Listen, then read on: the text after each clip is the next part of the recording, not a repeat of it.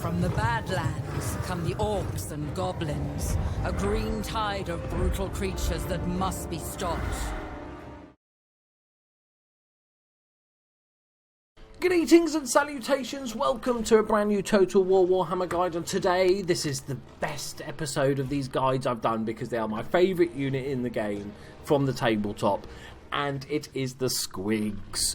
Gotta love a Squig. It's basically a big beach ball with a mouth. That's what it is. So we've got the Squig Hoppers and we've got the Squig Herd. So let's talk about the unit. We're going to go through the stats and the differences, the abilities, and then we're going to try and eat some beastmen and talk about how they're used. So, firstly, we've got the Night Goblin Squig Hoppers. They are fantastic looking units. You're going to have to be crazy to ride one of those things, aren't you? That's basically a mouth with legs. Right, so, they are anti-infantry, meaning they do more damage against infantry. They've got Vanguard deployment, we know that. They can deploy further forward. And they've got poison attacks, meaning they debuff the enemy when they eat them. They come in unit size of 60. They've got 4,900 hit points. They're quite low armoured, so they're not going to last too long in a fight. They're full out attack, really, more than anything.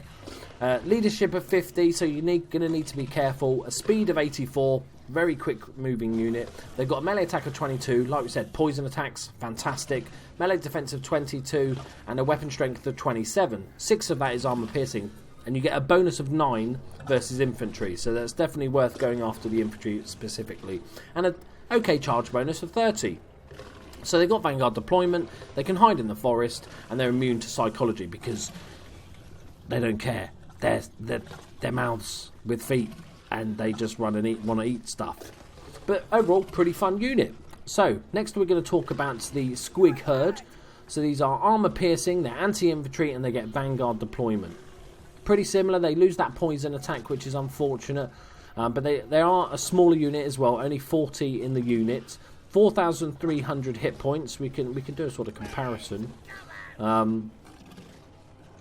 They get 25 more armour. We didn't need to actually comparison to them, do we, really? Because they're slightly different units. So we'll just go through them. So they've got 50 armour, 36 leadership, speed of 70, melee attack of 26, melee defense of 18, weapon strength of 31, 23 of that is armour piercing, and bonus versus infantry of 11. So as you can see, they're definitely worth going after armour piercing units. If you're going after, I was going to say naked cavalry, that sounds weird, but you just wouldn't do that much damage. You need to specifically target armour piercing units or infantry at least.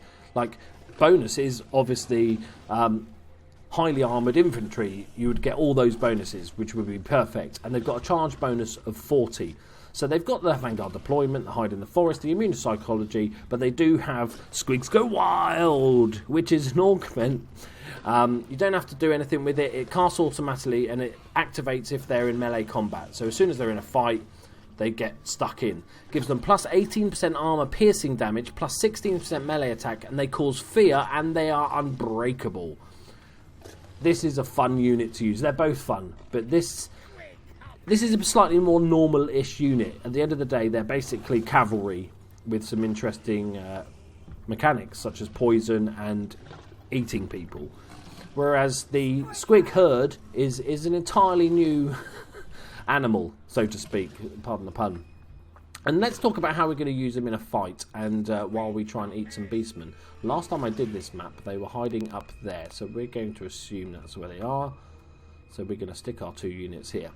So how you use these guys in a fight? So, they're not part of your main army units. You don't want them front and centre, you know, accepting a charge or anything like that. They're very low, pretty low leadership and very low armoured. So you don't want to be the ones getting stuck in right at the beginning. You want to wait until both the big armies have clashed together, they're in combat, getting stuck in, and these units, both of these units, with their Vanguard deployment, with their good movement speed, are perfect for counter charging. So getting the flank charges, getting the rear charges, absolutely superb. As we see, you know, with the armour piercing, we know what we want to go for. We want to go for heavily armoured infantry as an ideal goal.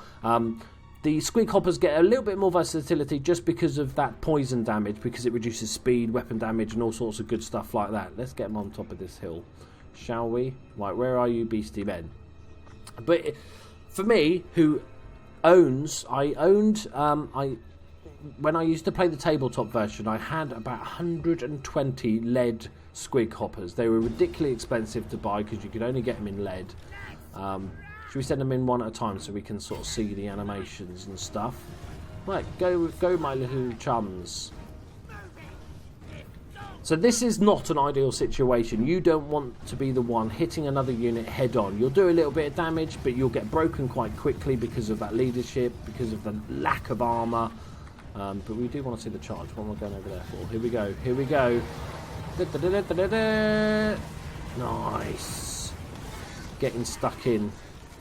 But they will break. They'll do some damage on the charge, as you can see. Nice chunk of damage. But as soon as they get stuck into this combat here, they're going to start wavering quite quickly. They're loving it at the moment. They're having their dinner. They're eating a few people. But eventually, they will fall quite quickly once they're stuck in. You want, like with most cavalry, you want to sort of be able to charge into a unit, break them, and then move on to the next one. Look, we're holding our own. Luckily, the second line hasn't really pushed in. So we could actually win this first fight, which would be quite remarkable. But we're going to send the second unit of squigs to do it. Come on, you little boys. Go on, eat them. You can break these guys. I love the way the AI just like, no, I'm not even sending him my beast lord. Don't need it. Right, here come my second unit of beach balls. Alright, we're going to charge him in. Charge him in. Charge him into the side. Here we go. Boosh! They've gone for the sort of bowling ball technique of just flying over the top of them. I can't even see stuff now. They're covering up too much room. Get out of the way. They do look spectacular models, and they are having a field day. As you can see, that first unit eventually just couldn't do enough damage to break it, so they've fallen away. This, on the other hand, they're in combat. We're loving it. They're unbreakable. Really good. The difference is that this is a really good unit for tying up a stronger unit, maybe sort of, you know, getting to chase you around the map. They're nice and quick. They can hold up a unit, like I said, if you've got one weak flank that you just need holding up while another unit finishes its fight so it can join you, then this is a really, really good unit to have. Come on, boys. Come back in. Come back in. Right. They're doing pretty well. Have these guys got enough morale to survive this charge? You're going to see it straight from the side. Oh, no. No, we're breaking. We're breaking. So are they. Can we do it? Can we get in? Yeah, go on, boys. Break them. Break that one unit at least. We've barely touched the second unit. Oh, we're doing all right.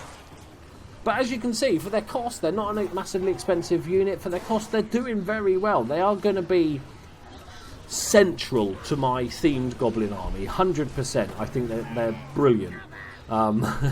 Absolutely superb. I think it's great. So as you can see, with the what's it called, the Squigs Go Wilds thing, it lasts for 15 seconds. So you get into a fight, it activates, lasts for 15 seconds, all those bonuses, unbreakable and stuff like that. And then once its leadership is wavering, if they're going to break, they'll refresh this augment, which is fantastic. It just means they're going to get stuck in, they're going to get that bonus. They love a fight, they just want to eat people. There you go, guys. Hope you enjoyed my mini little video. Use Squigs, they're brilliant. Even if they were the most underpowered unit in the game, I would still tell you to use Squigs, because they're Squigs, they're beach balls with mouths. It's brilliant. So get involved, get stuck in. But seriously, let me know which oh no, the Beast Lord's coming in, he's going to murder me. Let me know which units if you're going to use these in the game, but particularly if you're going to use both of these units or you prefer one over the other. And I'd love to know, especially from the veterans amongst you, which units you find better, especially in the multiplayer, because I don't really play the multiplayer so much. So which units of these are you're going to find more use in. There you go. Thank you very much, guys. Enjoyed the video. Hit the like. Subscribe if you're new to lots more random gaming stuff and lots more Total War guides. And I'll see you in the next one. Bye-bye. As they all run away. Scared goblins. Sounds about right.